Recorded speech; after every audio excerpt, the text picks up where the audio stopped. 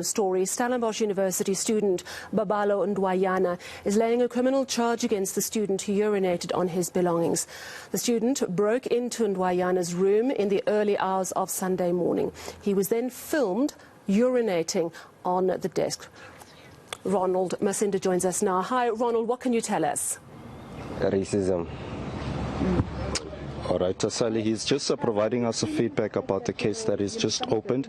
He says that he's opened a case of malicious damage to property and housebreaking. I want to just point out my mic so that we can listen in to some of the reaction. I don't feel anything, sir. But the entire ordeal, how does it make you feel? Do you want to go home or do you want to remain? Yes, I want home. I want to go home. All right, before we go, what other steps must you now take going forward with regards to your case? Do you know? No, they said I must wait till they call me. All right, thanks. All right, he's in a rush there, Sally, but I'm going to bring in Sifiso to tell us more. He's from South. Thank you so much for your time. What came out of there inside the police station? Firstly, I think we got good assistance from the police stations because they were able to just listen to the story of the victim and then give us brief details as to say which cases need to be open. Then from that procedure we move with them, and I think we are happy, and the victim himself is happy about the cases that is open. So we'll just wait for further communication because they said we must wait for an SMS with the case number and further communication as to say what's going to happen moving forward. So first of all, we heard from the victim. He says he's traumatized. Is that because of what has transpired? Is this situation become so overwhelming for him because it has been trending on social media for a few days now? Yes, I think, yeah, the situation itself for him it's too much. Outside everything is just a young person, also a first-year student, you know, whereby you don't even expect such things that could just happen like this. So we deeply understand he's shocked, especially, and we're still happy about how then the university is still responding in making sure that he's getting full attention and assistance, whatever assistance that he will need. They've even also confirmed that he will get assistance of psychologists, therapists, and all of that. So we're still happy about that approach from the university. We're just hoping that, as he has asked, that he will want to take a break and at least go home. We did try to communicate with the university in terms of trying to assist him to be able to go home. And their response was also positive. So we're happy about how everything has been taking its turns here. Has the university provided any feedback with regards to this matter? We do know that you as an organization were in conversation with the university. Yes, earlier on we had a meeting, then they've extended another meeting as we're speaking. They're currently in the meeting now. Then the branch leadership of SASCO, they are attending. Then after that meeting we'll have the full statement as to say what transpired in that meeting. Yeah. So do you know that there was a bit of confusion early in the day whether or not Babalo would open the case? His father seemed to think that he wouldn't, but he has decided to. What has motivated him to do this? It was his initial plan from yesterday. He did wanted to open the case, of course, but because the whole situation is so overwhelming, so he couldn't have much time to focus on certain things. Then this morning, that's why he really confirmed that he will open the case.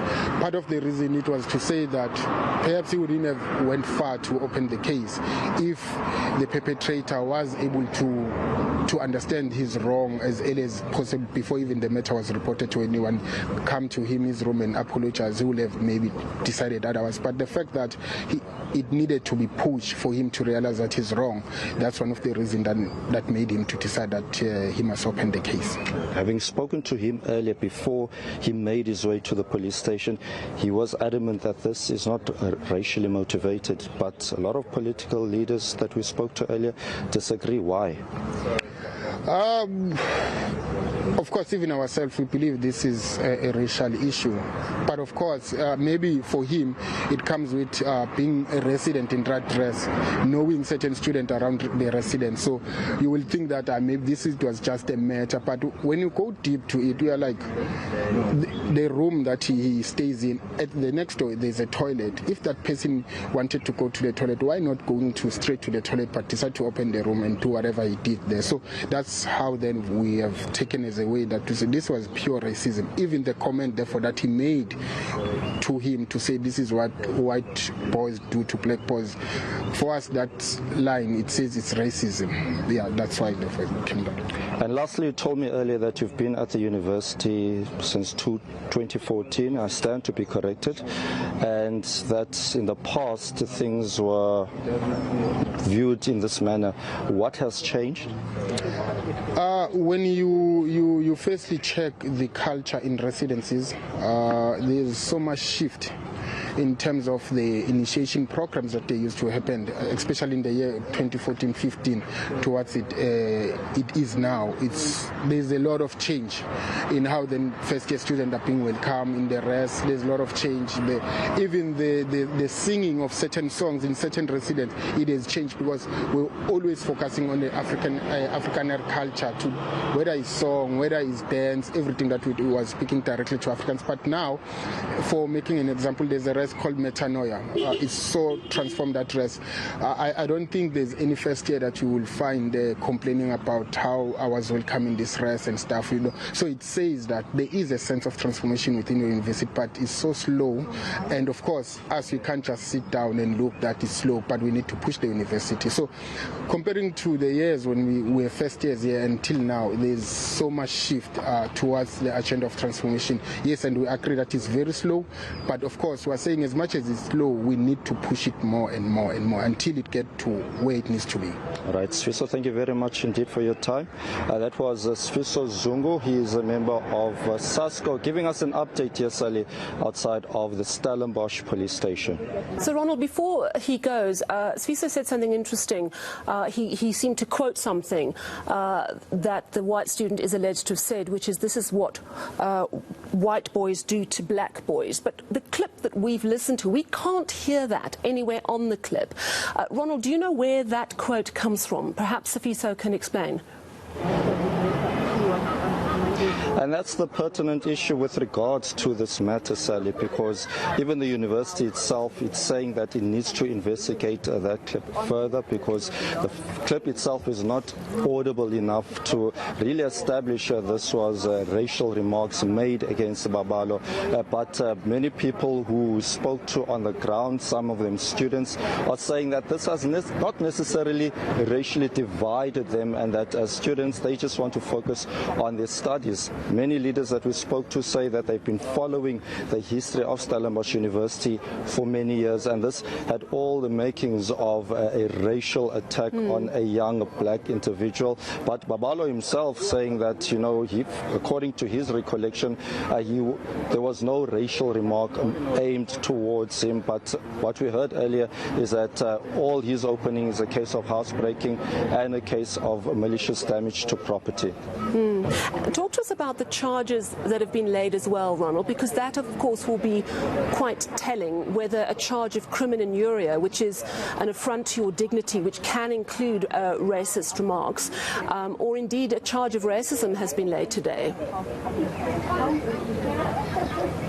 Yeah, so that's what we also had, no charge of racism, but the housebreaking charge was when Babalo was caught asleep, and it seemed like the perpetrator just broke into the house in the early hours of the morning, having come from a night of partying in Stellenbosch, and that Babalo didn't even know this person directly. He had not made much communication with him, so he was completely caught by surprise. But in the morning, when he approached him and asked him, why did you do this? Because, I mean, the computer of Babalo is badly damaged, and the university has since provided him with an alternative computer. Babalo just wanted answers because he was completely caught by surprise by the attack, and he said that he didn't receive any answers from the perpetrator, and that is why he has decided to open a case. Also seems like, Sally, that he has been receiving support from student residents, student representatives who have been saying that for many years things need to change in Stellenbosch University. There seems to be slightly issues where alumni, people who've been studying the university before, still carry some of the cultures and the ways of doing things in the past, and they also have some form of an influence. And this was an issue that was raised by Stellenbosch University when we spoke to them earlier, saying that it's also that element, but it won't happen overnight, where things like that are rectified, where people are forced to transform and forced to treat others equally, and that is one of the greatest challenges at the university at the moment. But it seems like a lot of the freshers, a lot of the newcomers, they have certainly embraced each other in many spaces that we visited, the education department as well. We spoke to several youngsters saying that they don't think that this was racially motivated, and that they support the university to expel this individual for what he did. So it's interesting, I'm right that then it's malicious damage to property and housebreaking charges. That is the case that has been opened now. Is it likely that police will now go and arrest this white student, Ronald?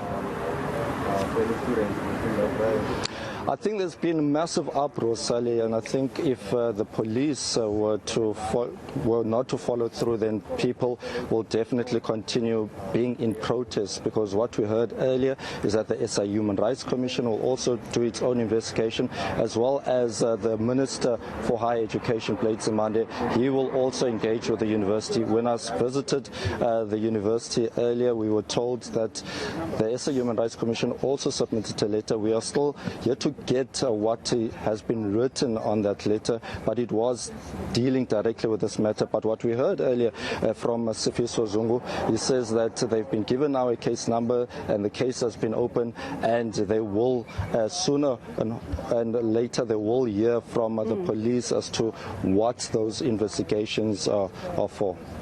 All right, Ronald, thank you so much for updating us on this developing story. That's Ronald Masinda outside the police station in Stellenbosch, where Babalo Ndwayana has just laid 2 charges: malicious damage to property and housebreaking. No criminal no racism charges as yet. Of course, we know the charges can be added at a later stage. Well, Babalo Ndwayana's father wants Stellenbosch to take really decisive action.